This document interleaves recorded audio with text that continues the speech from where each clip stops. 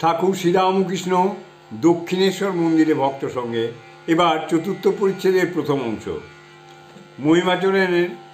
মহিমাচরণের ব্রহ্মচক্র, পূর্বকথা, তোতাপুরীর উপদেশ, স্বপ্নের দর্শন কি কম, নরেন্দ্রের ঈশ্বরীয় রূপ দর্শন। রাত 9টা হইল।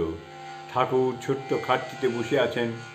মহিমাচরণের সাধ ঘরে ঠাকুর থাকিবেন, ব্রহ্মচক্র রচনা করিবেন।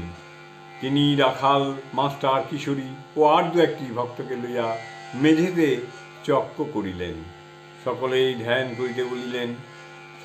ধ্যান করিতে বলিলেন। রাখালের ভাব অবস্থা হইয়াছে।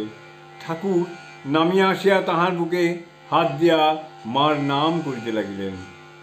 রাখালের ভাব সম্বরণ হইল। রাত 1টা হইবে।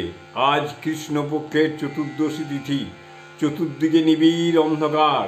দু একটি ভক্ত গঙ্গার প্রস্তার উপর একাকী বেড়াইতেছে। ঠাকুর শ্রীরামকৃষ্ণ একবার উঠিয়াছেন। তিনিও বাহিরে আসিলেন ও ভক্তদের বলতেছেন। ন্যাংটা বলতো, এই সময়ে এই গভীর রাত্রে অনাহত শব্দ শোনা যায়। শেষ রাতে মহিমাচরণ ও মাস্টার ঠাকুরের ঘরের মেঝেতে শুইয়া আছেন। রাখাল ও ক্যাম্প খাটে শুইয়া আছেন। ঠাকুর 5 বছরের ছেলের ন্যায় দিগম্বর হইয়া মাঝে মাঝে ঘরের মধ্যে পাদচারণ করিতেছেন। প্রত্যুষ 10ই আগস্ট হইল। ঠাকুর মার নাম করিতেছেন। পশ্চিমের বারান্দায় গিয়া গঙ্গা দর্শন করিলেন।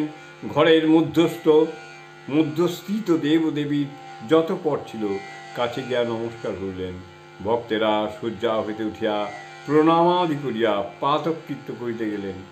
ঠাকুর পঞ্চবটিতে একটি ভক্ত সঙ্গে কথা কহিতেছেন। তিনি স্বপ্নে চৈতন্যদেবকে দর্শন করিয়াছিলেন। শ্রীরামকৃষ্ণ ভাবাবিষ্ট হইয়া, আহা আহা। ভক্ত, আজ্ঞা, ও স্বপনে। শ্রীরামকৃষ্ণ, স্বপন কি কম। ঠাকুরের চোখে জল, গদগদ স্বর। একজন ভক্তের জাগরণ অবস্থায় দর্শন কথা শুনিয়া বলিতেছেন, তা আশ্চর্য কি? আজকাল নরেন্দ্র ঐশ্বরীয় রূপ দেখে।